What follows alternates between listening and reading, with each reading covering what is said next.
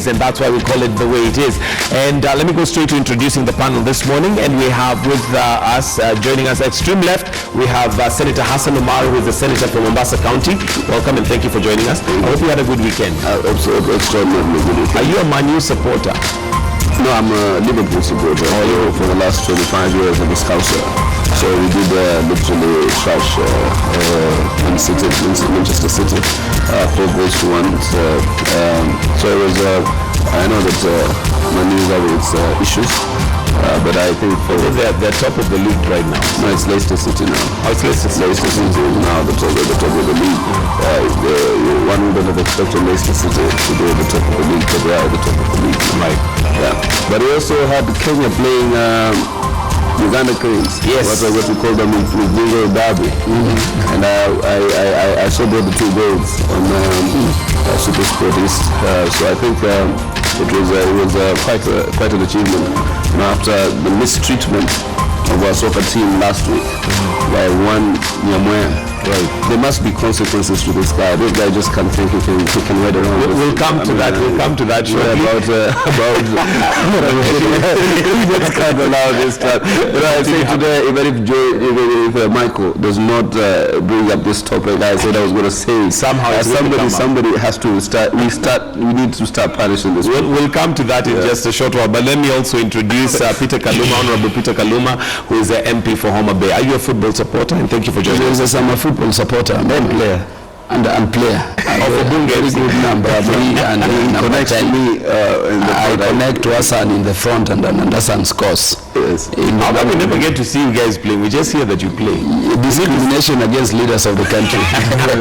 We are going to Rwanda in a short while. We've always played East African parliamentary games.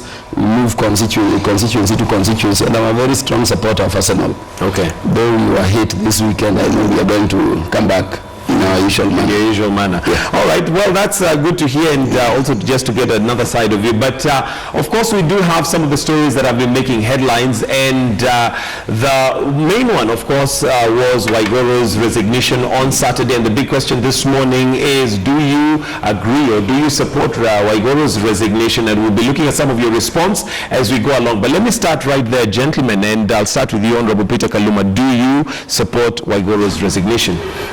It has been too late in coming. It is something that she ought to have done. It is not something to thank her for. In fact, I wanted to say in developed countries, or countries like, the Islamic, Arabian countries like China, she would be facing execution somewhere at a public park like Uhuru Park or somewhere like that. And they usually do it by either chopping or killing. Although they would do that if she's found guilty. She's not been found guilty. Oh my God. These are the pretenses we should avoid when we are in a what it is, program. The fact is that you simply need to undertake a lifestyle audit. The fact is that you simply need to look at how NYS and these departments under our former ministry, have been operating to know that there is a very big problem. You remember, Mike, this lady, removed Rugut and put Nelson Githinji there. This lady then removed authority to incur expenditure from Nelson Githinji and then gave it to somebody who never came procedurally called Daraki. And then it is in that transition, of authority to incur expenditure shift that you have this plundering and looting. You need to undertake a few of, lifestyle. And I've said in very media stations that I'm one leader who wants to be very fair. How I wish, Mike, one day you can get, Madam Waiguru, now that she's at home, to sit with us in this program so that we can tell her how much has been plundered, under her, and how much, herself has acquired to herself from our public resources. But let me leave that. We need to depersonalize the war against corruption. I just came from the United Nations Conference Against Corruption in Russia a short while back, and I can tell you our image is badly battered at the global forum. Nigeria under Yaradua is today listened to. And I can tell our people that Nigeria moved resolutions on asset recovery and others, and they were listened to.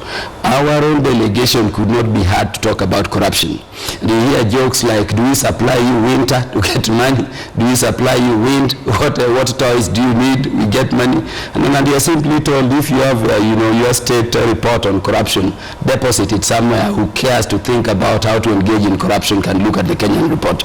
And on this, I can say, is denying us so much opportunities outside there. It is denying us very sound opportunities in terms of good life locally. If you would permit me, there are 5 things which, that UN conference discussed as things we need to have and practice if we are to fight corruption. One, we need to have a resolute leadership fighting corruption genuinely at the top. We need to have very good laws.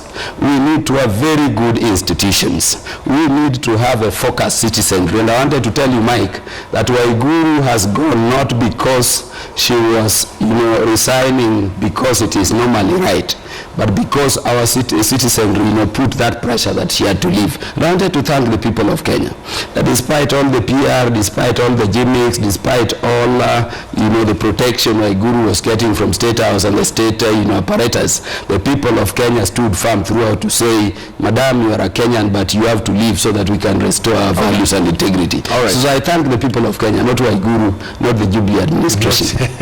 All right, quite a mouthful there in terms of your answer just to the simple question of whether you support Waiguru's resignation, but I'll come back to some of the things you've mentioned there. And also just to mention that we're expecting Ambrose Weda, and he's running late. Hopefully he'll join us as we continue with the program. But Senator Hassan Omar, do you support her resignation? Is it for the first time? Would you say that maybe an honorable thing that has been done? If you put the question in a manner, do you support or do you not? Definitely, we had been calling for her exit. So I think it was long overdue.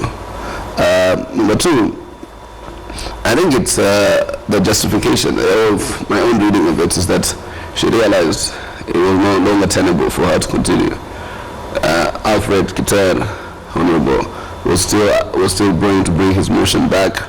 So the pressure just wasn't going. The pressure just wasn't going. The prosecution of Mangiti and Gidenji for subverting justice, not for stealing. So who are they subverting justice in favor of?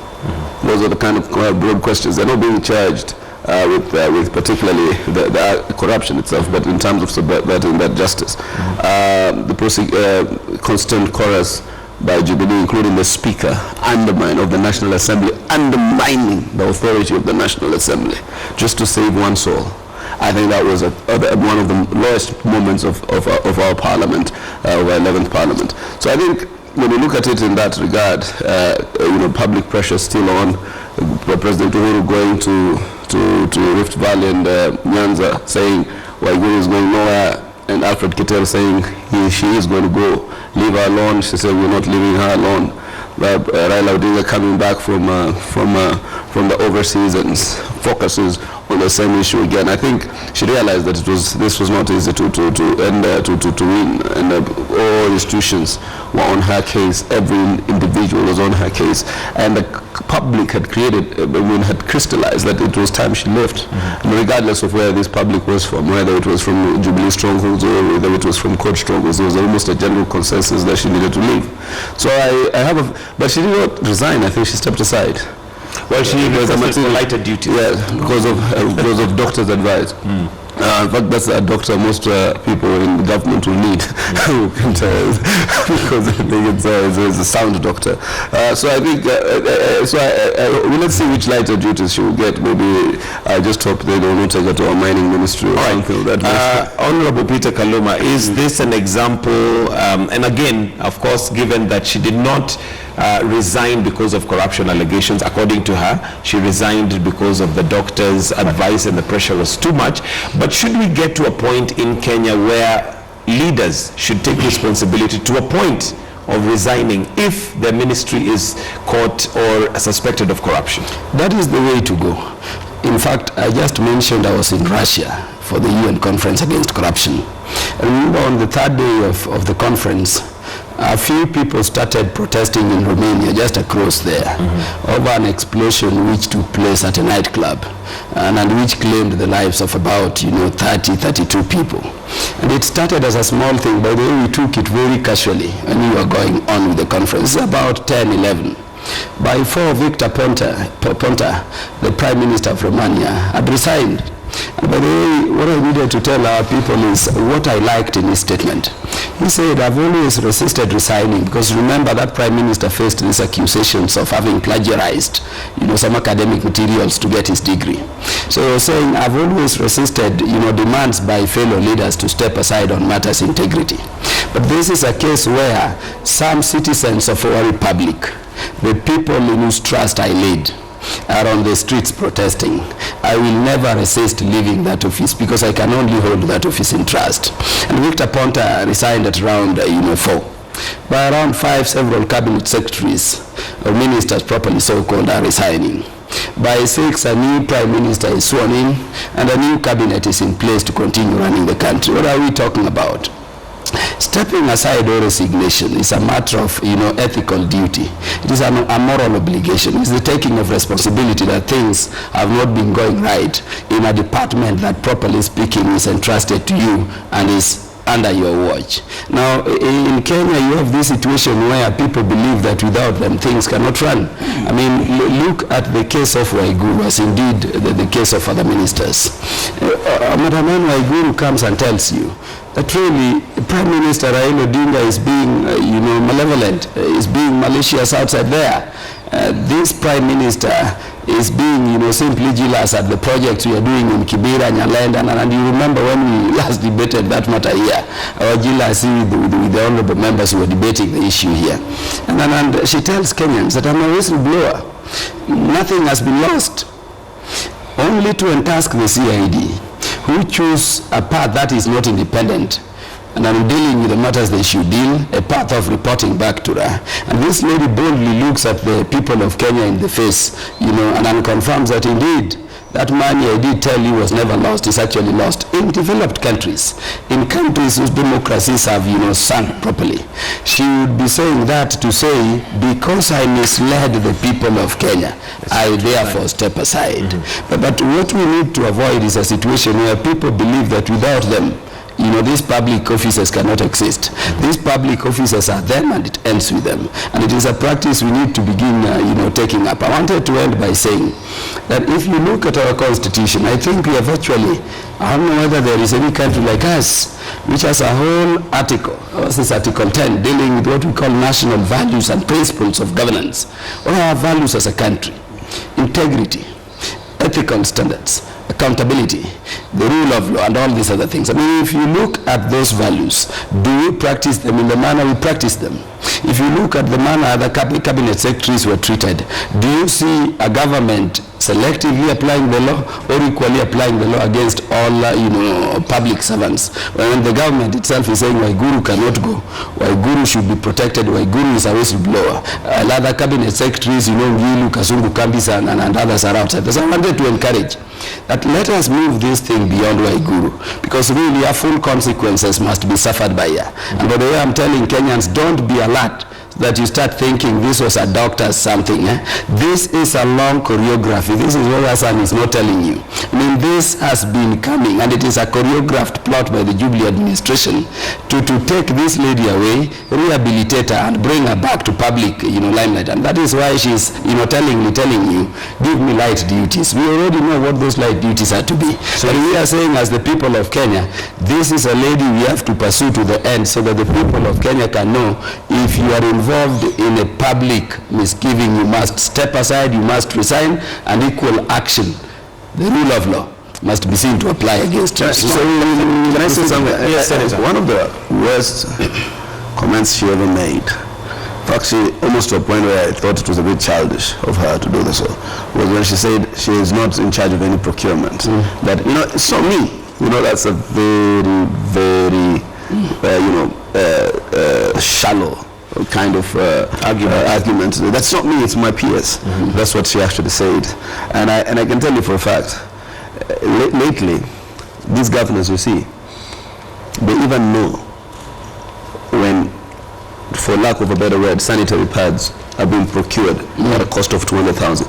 These governors today sit on almost all procurements. The governors at that level, they use it as a reward system for a litany of their allies and cronies.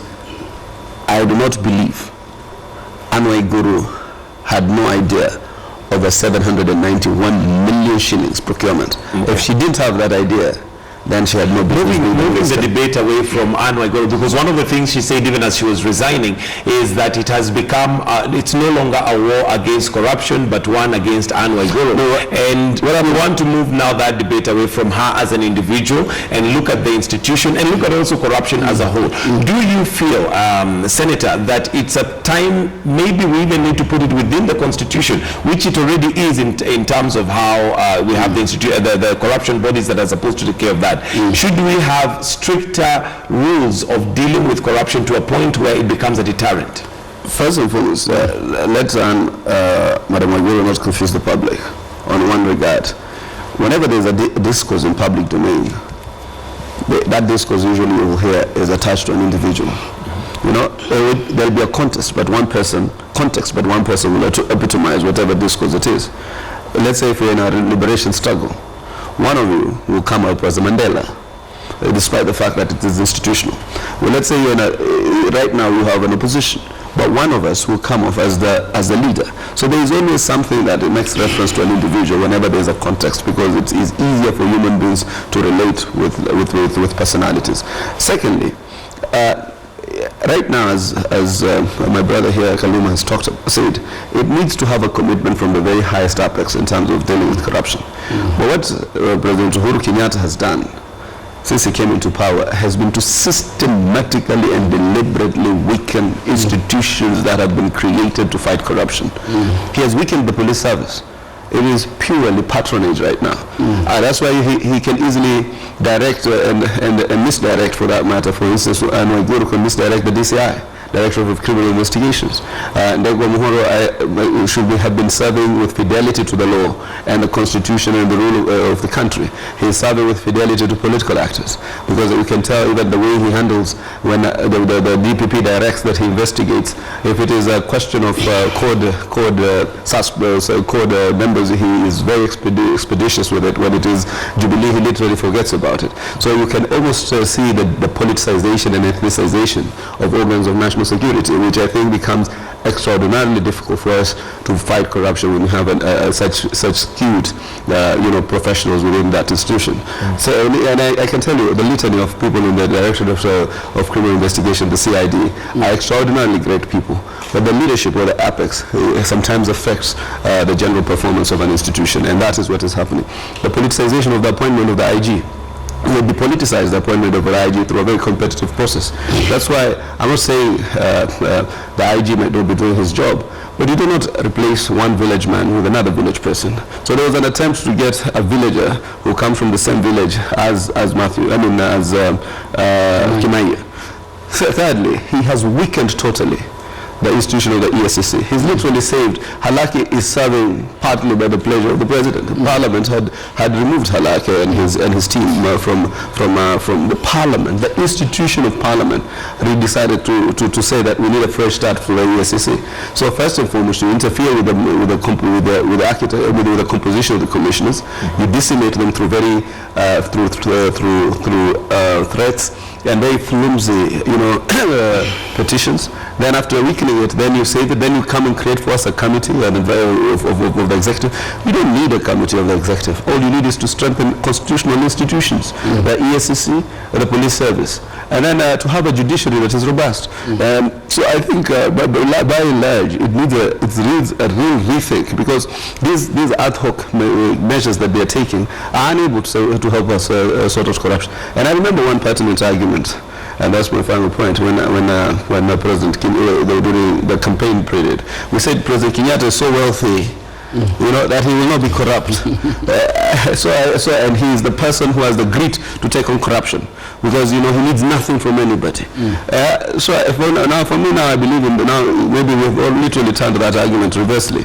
You might need somebody who has nothing to fight corruption. You look at what the president of Nigeria, Muhammadu Buhari, is doing, and he said that his stint as president was characterized by a non-nonsense approach to safeguarding of public resources. And he started Stop. President Kenyatta let it run amok for a long time before now you come and you start suspending almost your entire cabinet when half of your cabinet, 1/3 of your cabinet is out. It's not a good thing. It shows that there was a carelessness. All right, Honorable Kaluma, in terms of now corruption and dealing with that, would the opposition currently take the same position that if a leader is found suspected of corruption, they should just step aside and allow for or even lack of governance? Because we've had, for example, one of the court principals, Wetangula, with a lot of accusations of voter rigging and all that. How come there's not been as much pressure for him to step aside even as a court principal in terms of integrity, just for him to be cleared, then he can come back? I wanted to start elsewhere, but really let me address this Wetangula issue. You know, I sit in the Justice and Legal Affairs Committee of the National Assembly, and I personally believe the court got it all wrong in an election petition convicting a person and seeking to mete out consequences. You know, an election court determines the validity of elections.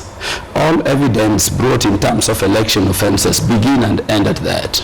But when an election court transits from being an election court to a criminal court, it is not permissible in law. In fact, all that an election court can do is to say on the evidence we found to invalidate or not invalidate an election, let us take this forth for the investigative machinery so that a criminal process in which Wetangula or whoever is the subject, you know, can defend himself, defends himself. And in that way you would say, you know, Wetangula has been had in the context of a criminal offense. But also remember that the election court made those findings in relation to the 2013 elections. Following that, Wetangula was subjected to the will of the people in a by-election. And remember the percentage by which he won, it only increased beyond combo. So what we are saying is, how do you invalidate the will and sovereignty of the people expressed in a by-election subsequent to even those findings? So what I'm saying is that it is not selective application of law or a selective demand by the opposition to do this. In fact, let me thank the leader of the opposition, if we were to say Kenya as an opposition, because in our constitution of framework proper, there is no opposition. We are in the minority. It's a side of leadership. When the Prime Minister started this, some people, thought that there was personal vendetta or other issues. How I thank the passage of time that it is now confirmed that the Prime Minister Raila Odinga was right, and really how do I continue to believe him more in everything he says? But let me go back to the framework where Hassan left it. If you want to fight corruption, as I said at the beginning, you have very strong institutions, and indeed those institutions include the opposition, as you rightly say. We have played our role. Sometimes we are thought to be, malicious. We are thought to be just, merely playing politics. We are thought to be having, some jealousies against the projects of government. But you would remember constantly we've not failed to remind the country that this is happening. Now, in terms of leadership, Hassan explained it well, but he limited the number of institutions. For us to fight corruption and firm up the issue of integrity in Kenya, we need, I think, 4 serious institutions. The first core institution is the Ethics and Anti-Corruption Commission. Let me tell the people of Kenya that what we have currently is a charade. There is no Ethics and Anti-Corruption Commission. Because remember, the Constitution itself says the Commission shall be the chair and the members of the Commission. The chair and the members of the commission. Do we have the chairs? Do we have the commissioners? Alake wako and his team are mere employees, handmaidens of the commission. But you see the comfort of the Jubilee administration, the comfort of the president in working with mere employees without a commission. In fact, I can tell the people of Kenya that I agree with the thinking that has been taken to court by Honorable Ngilu and I think Engineer Kamau, that commission does not exist, and whatever is being taken to court purportedly in the name of the commission is something that is a nullity, it's a masquerade, and we should avoid it. Look at the office of the DPP, because the DPP will then take up prosecution on investigations by the Ethics and Anti-Corruption Commission. I wanted to tell the people of Kenya that the office of the Director of Public Prosecution, just like other institutions, have been eaten up by the President. The DPP's office is currently an appendage of status, and you see how the DPP jumps into investigative institutions before they investigate. Because the Constitution says those bodies will investigate, will take the matter to the DPP. If the DP finds any gaps, he will direct whatever the investigative agency to undertake investigations. But you find him jumping headlong before these bodies even initiate processes. What is he telling them? You would rather deal with me than dealing with others. So the DPP has been, made subservient, of course, to State House and those other institutions. Look at the court system as a third level of fighting, this thing we call graft in our governance system. Do we have a court that is convicting? Do we have a court that is trying these people so that when Kenyans are still alive to matters like the ones we are talking about, Madam Waiguru and others, they can see immediate consequences? What happens in court is that a corruption case will run for 8, 10, 15 years. The cases of Anglo-Leasing, the cases of Goldenberg. Can we be expeditious in the manner we mete out justice? But remember also, we may blame courts, but do our courts get, good evidence upon which conviction can be sustained? It is difficult. So overall, I wanted to say that if you are to fight, corruption in a meaningful way, then our president must acknowledge, salute, and leave intact the independence of all these institutions.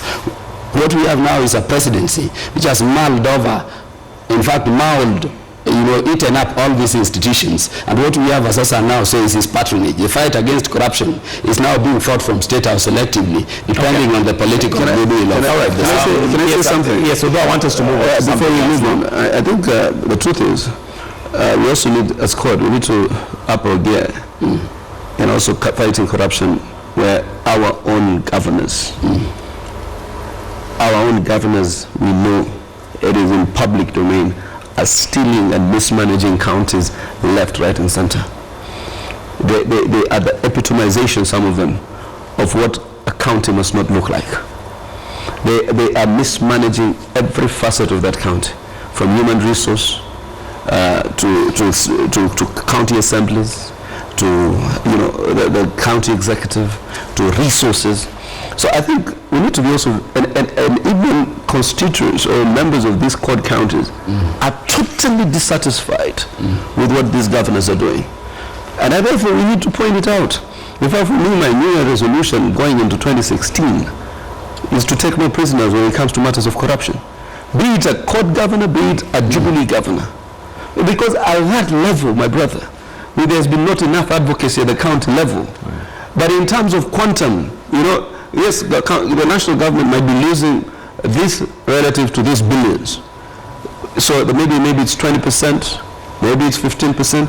These ones are losing this or mismanaging this against much less money, which means that the quantum of corruption at county level is far worse and indiscriminate. Okay. So I think I agree with you. We need to be harsh, and we need to be firm, we need to be truthful. And we have governors from court counties and Jubilee counties. How do you intend doing that, especially because in Kenya we have... First and foremost, we sit in Public Accounts Committee. Senator Halwale, myself, and the Public Accounts Committee of the Senate is resolute to demonstrate its grit in terms of matters of corruption. Secondly, we must empower citizenry to speak out. And then ultimately, we also must speak out against the graft by our own. Because we know it, in several court counties, look at the audit reports, look at even common sense, what is going on. It is nauseating. And I think it's just immoral. Why hasn't this happened so far? We've not seen, especially internal rebuke of corruption. When it comes to, if it's Jubilee, they'll keep it. If it's court, why haven't we seen? I think it's just that there has been not enough highlight of the corruption at the county levels. And it's across the board, because also Jubilee counties are still in left, right, and center. In fact, but they've been even doing more, because all the impeachments, apart from the trivial one from Machakos, Machakos was extremely trivial. Were actually from Jubilee counties. Be the impeachment of Embu, it was matters of finance. Be the impeachment from Kericho, it was matters finance. The recent impeachment from Muranga, matters finance. The only impeachment that was about personality, a person who's totally failed to even manage his own deputy governor, is Mutua. Bringing to Senate administrative issues, small little things about housekeeping are coming to the Senate because the governor can simply not handle it at his level. All right, let's move on to something else here. And Honorable Kaluma, in regards to the ASP, the Assembly State Party that's taking place now, do you feel that this push for the removal of Rule 68 is Kenyan agenda, or is it a Jubilee agenda? This is not a Kenyan agenda, and I think the people who are doing what they are doing a very shameful thing to this country. You know, Kenya is not an island. We are part of the global. We have the African Union in support of Kenya's position. It did not come, you know, that strongly.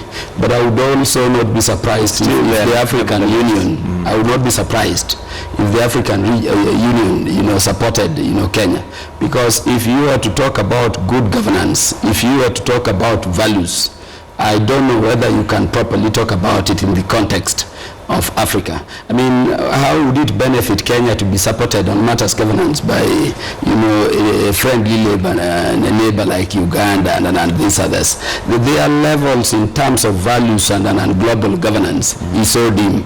And what I wanted to say is very simple. Those who are there forget what happened in 2008. And I think we are forgetting that not even money in your pocket meant a thing then, other than the security of our people and the imminent then fall of our country. Those who are, you know, pushing for this thing, and I personally, I believe they are joking, because really there is a way in which you galvanize the thought of the entire citizenry around, you know, an issue you believe is a state issue. Look at what they are doing to the case of the deputy president. And people, you know, politicize this thing, saying, you know, that the court side, sometimes the prime minister fixed to, you know, what happened in 2013, you know what has been happening in the prayer rallies. But we are saying, look at the trials. You see, those accused persons, they are genuinely with evidence. And we went there with their lawyers, focused on the work, left before people knew they were leaving. Mudaura returned, Ali returned. Who else returned? I think 2 others also returned, because they focused on the case, even their cases were not confirmed. In terms of the Ruto, and in fact the first case, the president case, you see a lot of, you know, politics going on as if, you know, the international community plays at our level. What I wanted to say is that if I were the deputy president, William Ruto and Arap Sang, I would be so worried. And they need to begin getting very worried, because we are vexing the international community on very simple things. You know, we can say this evidence was already recanted. But the fact of the matter is that these rules were passed before the issue as to whether recanted evidence could be applied in Ruto's case was dealt with. This recanted evidence, this Rule 68, was passed before a determination was made as to whether the prosecution ought to close their case. So the agreement was it would not be used retroactively in the case of William Ruto and Joshua Sang. How do you talk about that as a lawyer? I mean, I hope this is not coming from Professor Gitonga, my former lecturer. What agreement can you have besides the law when you are signing a law into force? When a law says this and this, it will be, you know, operating forwards. And by the way, what I'm contesting is the thinking that this thing is being applied retroactively. It could only be applied retroactively if the issue, I mean, the prosecution had closed their case against Ruto and the issue of recanted evidence had been dealt with. That case was still open, so you open it up. But I wanted to tell, you know, William Ruto to be very worried. We know the context and the nature and the content of those recanted evidence. And remember, the Prime Minister, you know, mentioned even some evidence coming from NSIS and those other things. What we need to do as a nation is to say, William Ruto should not bear the burden alone. Can we go back to the path that led us to ICC, the path of reconciliation, the path of justice and truth, and of course reparation, compensation, so that we do a national thing, instead of, you know, wasting time with the drama that will only endanger the standing of our country and its stature in the global world. And by the way, this is, you know, continuing to happen. I'm very sorry to the people of Kenya when I saw fellow leaders, you know, members of parliament, not learned in law, simply there, to make noise. I saw even Ugandans like David Matsanga. You see people like the majority leader. I mean, these people are people who do not know, the operations of law and how you can even amend the rule. But on taxpayers' money, you have loads and loads of MPs wasting time there, engaging in nuisance, demeaning and demeaning the stature of Kenya in the international community, and are not doing anything but worsening the case of the deputy president. I wanted to tell the deputy president that if you don't change tack, and we are praying for you to be left, if you don't change tack and just tell these politicians to keep off your case, you will surely be jailed. How sad would it be? Senator Hassan, Omar, your take. Just one thing. I said it here at the minute the ruling on the Ruto case to use recanted evidence was delivered. That this rule or this a similar application can be made in what they call Kenya 1, Kenya 2, which is the Uhuru Kenyatta case. We threw our hands in the air. President Kenyatta's case was not, as in that matter is Uhuru Kenyatta, was not dismissed. It was simply, to use Kenyan language, put aside until fresh evidence is sought to be able to help the proceedings in that court. For me, I believe this is not a plot to save William Ruto. It is a plot to save Uhuru Kenyatta. That's why the entire Africa has been mobilized and galvanized. The entire citizenry is being mobilized around the Jubilee axis. What informs that? Because if this rule, if the the deputy president has appealed his matter before the ICC to the appellate chamber, if the appellate chamber upholds the ruling of the trial chamber, and this rule is operative, they will then make the office of the director of the OTP office of the prosecutor will make a similar application in Uhuru's case, because it's not been dismissed, and they will say that we want to use recanted evidence. Witness number 4, who was the nexus when he withdrew, the case collapsed. We want to use the evidence of witness number 4. When they say we want to use the evidence of witness number 4 because there's a precedence. If you looked at most of the application the prosecutor made in both cases, they were almost similar. If he applies for this rule for this matter on this one, he applies for a similar one on this other side, and the rulings were almost similar. So what is going to happen? The ICC, then the prosecutor will apply that now he also wants to use recanted evidence in Uhuru Kenyatta's case. And before you realize, the case is back. Okay. So for me, as far as I'm concerned, there is nothing, no love for William Samoei Ruto. The only love there is to ensure that the Rift Valley votes for Jubilee in the next election to secure one extra term for Uhuru Kenyatta, period. Outside that, everything is fair game. Okay, way forward, Honorable Peter Kaluma, in this regard. Should Kenya, for example, stop concentrating on this case and carry on with development, then let ICC do what they have to do? Correct. That exactly is what I've said. If you have a problem with the application of recanted evidence, because it is already a rule of international law, the rule 68 we are talking about, simply what you need to do is to pursue the appeal the deputy president is engaged in. And really, that is the forum at which the deputy president, if there were any promises by the international community during the negotiations leading to the promulgation of Rule 68, that it would not be applied in the Kenyan case, that is the forum and the platform to take that evidence. And by the way, we have a doctrine in public law called estoppel. You are administrative estoppel. The international community will then be stopped from applying this rule against Kenya if there is material evidence that there was a commitment. But I'm saying that is a function of the judicial process. That is a function of the lawyers representing Kenya and representing the deputy president at that platform of the ICC court. It is not a function of some idle politician from Kenya without any legal knowledge, masquerading in a state party's, conference somewhere talking about a rule.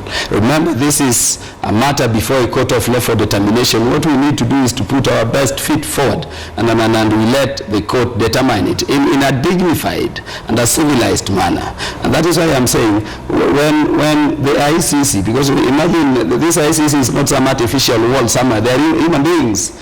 Don't be cheated that they are following what is happening at the state parties conference across there, and then they are watching how Kenyans are behaving, how unreasonable they are being.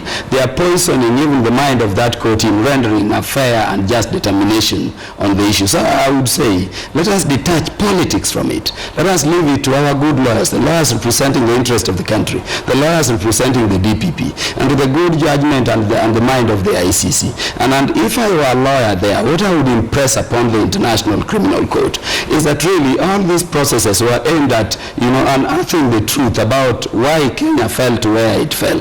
All this matter was about reconciling the people of Kenya. This was what Kofi Annan's mediation was about. And I would be saying that really now that one limb of the case has fallen, it is unfair to the nation's sense of justice as a whole that one case is continuing. And we would be globally requesting the ICC that find a determination that would collapse everything so that the people of Kenya are given a fair chance to reconcile their matters. And then locally, I would detach from those rallies which only help to confirm to the court that really these people actually hold some movements and political support and machinery that could be chaperoned and marshaled to engage in the violence they engaged in. We are simply confirming to them what already is evidence before that court, and what already some witnesses were saying there, instead of countering those evidence. So we will detach these issues of prayer rallies. Okay. And instead the president as the top leadership of the country would be calling the opposition and all Kenyans. Can we dialogue together?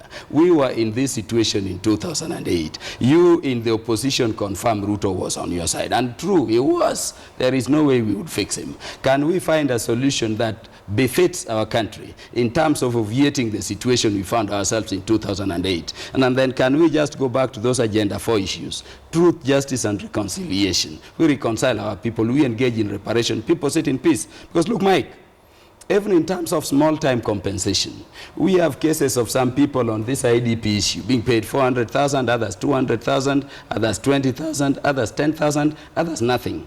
When a person like Ndege's family is burnt, and Ndege leaves Naivasha with 90% of scars on his body, and you merely call him a returnee, what is your sense of justice as a country? Can you really reconcile the people of Kenya if you approach the issue of reparation or compensation that way? So we need a national dialogue, and then we have a joint voice in the global forum petitioning the United Nations and other bodies saying, get us back our case, we are mature enough, we have observed enough to be able to resolve our issues. All right. Okay, let's move on to something else. But just now. want to say something. I want us to no amount of dialogue can purport to perpetuate impunity on crimes of humanity. I'm not saying anybody did it, but those crimes must be punished. It's the only way to avert the potential of those crimes recurring again. So that was my intervention on this matter, that we cannot pretend to have some kind of negotiated settlement. And we know there's a perception created that some areas of this country did not suffer the brunt of post-election violence. The second largest demography of those people who lost their lives in post-election violence after members of the Kikuyu community is actually the Luo community. Through state complicity and state action, in terms of retaliatory action. So I think there is an important nexus. If we want to have a reconciliation, it must be broader. And if you want to really bring the nation on board, why are people from these types, from other political coalitions, coming into your prayer rallies? What reconciliation are you trying to fathom? Just a convenience of a Jubilee coalition? Okay. So I think that's what we need to. You said you wanted to move us to something else that I think which is very close to Kenyans' hearts, and this is football in Kenya. And of course we saw what happened, and thank God that the Harambee Stars even managed to win. But there is this Football Federation of Kenya that has been bedeviled with one issue after another. At the helm is Sam Nyamweya. What do you feel is the solution to have football in Kenya finally take the glory that it deserves? If there was a time I was so annoyed with these football administrators, it's a mistreatment of those young men, for that matter. With a trip to Cape Verde. To Cape Verde. They mistreat them, and you find one person who himself thinks these things hold no accountabilities. If you're going to play Cape Verde on Tuesday, you ought to have left this country on Saturday at latest. It's just a question of planning and management. But the problem is there are no consequences. At least there are now consequences at FIFA, at that highest apex, because FIFA itself was the citadel of corruption. It's why people like Yamoya and their type of football institutions and leadership used to survive, because they had that reciprocal Sepp Blatter at the apex of FIFA. I think we need to rein in. I think there must be recourse for the Kenyan people. There must be a way. Nyamoya cannot face us in public again and tell us about football. You know, he's just nauseating. You know, you look at the guy, these young people give so much. You know, in fact, I watched the Kenya-Uganda game purely out of my sympathy for these young men.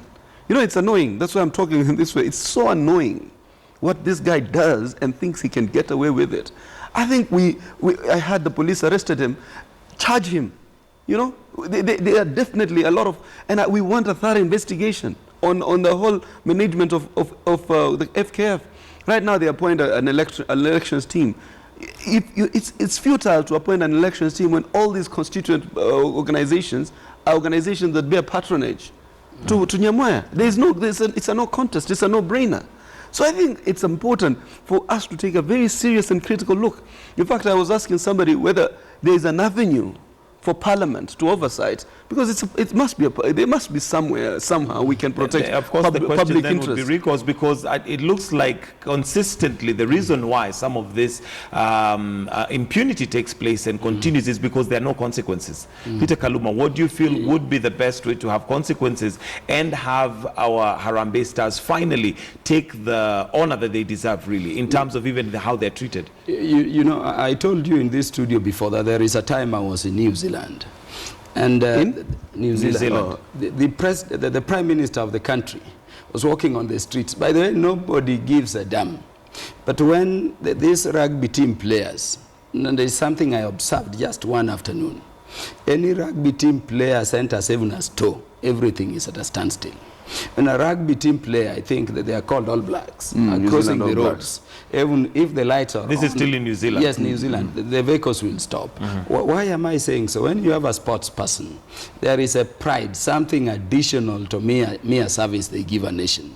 What is happening in Kenya is that we've reached a level of thinking that says we can only hold the government to account. Really, we are not thinking of holding all bodies that hold, you know, public interest to account. And I'm at a level of saying that when an organization or a body, you know, has sufficient public interest, really we cannot let them, you know, run amok somewhere, imagining they can do things as if they are running their own, you know, private affairs somewhere there. So in the same vein that we are saying Waiguru, you know, resignation was long overdue. It is a painful thing that after what we saw our young men go through, Nyamoya is still just in office, seated there comfortably. And really is even going for this election, seeking to continue leading this thing. This thing called moral values is not about public office. And public office is not about government. It is anybody with a public interest. So I wanted to say that we must firmly apply the law. And in the same vein, we are saying that we will continue to pursue action against people who plan our resources. In the same vein, we are also, you know, saying here that somebody like Nyamoya must have his day in the dock and an explanation to the people of Kenya. But around football, let me say this. If it were about talent, there is football talent, there is soccer talent in Kenya like you can never see in the Premier League and others. What we have is corruption, want of integrity, beginning from selection of the teams that can play in our national teams, you know, going through to how we treat them. And by the way, we are not looking at this thing in terms of the big business that it is. The salary of somebody like Lionel Messi, Hassan will tell you, can be the salary of the entire parliament combined in a month. It is serious business. But we still think as Kenyans that, you know, leadership or being somebody is about going into a classroom and of course getting good grades there. There is so much we can do and we can achieve as a nation in terms of even, you know, our development and foreign currency by nurturing talent and exporting them outside there. Okay. So my view would be that we find a way, if it is not already in the law. Because remember, I spoke of national values and principles of governance. And these national values and principles principles of governance. Our national values, they are not values for state, apparatuses or agencies. They are values which bind Jamwea, they are values that bind everybody. Okay. We want action taken against people who denigrate our sense of justice. For me, just before it's just the issue of elections in FKF. Those elections are a no-brainer. They will give you no different results. I think we need to look at the overall reorganization and overhaul of FK, including a fresh application for registration of members. For me, I'm hardly a person who favors this type. I would encourage, if Mr. Honorable Waria is looking at me, to suspend this team, put up a caretaker committee, reorganize the membership of FKF so that you're able to wean out what we do not need and then have an election. Thank you. Thank you very much. That's the way it is. We'll have to wind it up right there because we are out of time. Thank you very much, Senator Hassan, Omar, Senator Mombasa County, and also Honorable Peter Kaluma, who is the MP for Homabay. Again, we do apologize that we did not have anybody from Jubilee. Ambrose Wedo was supposed to be around, but for one reason or the other, he was not able to make it. Just to read some of your reactions coming via Twitter, and the question we had asked earlier on, are you in support of Waiguru's resignation? And yes, and well, we have Nelson Dungu who says, let her remain apart so as to ease public outcry. I, however, salute her for developments in the ministry. There's also Prime who says it's a shame that we can sacrifice results for political expediency and selfish interest. Boniface Minor says never ever. I do not support her resignation. We also have Joanne who says those are the ones who per law take the course. And well, more reactions coming in. We're not able to read all your reactions, but that's where we're going to wind up Morning Express this morning. Thank you very much for joining.